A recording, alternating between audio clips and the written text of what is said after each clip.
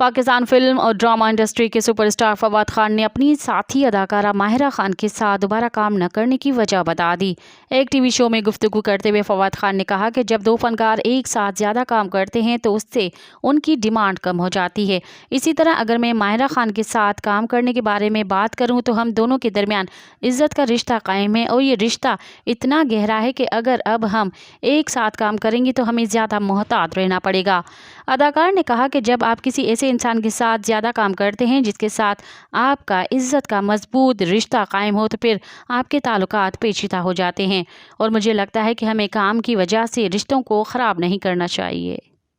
मज़ीद ख़बरनि ऐं तफ़सीलात लाइ विज़िट कयो असांजी वेबसाइट www.awamiNewsHD.com ऐं ॾिसंदा रहो अवामी न्यूज़ HD।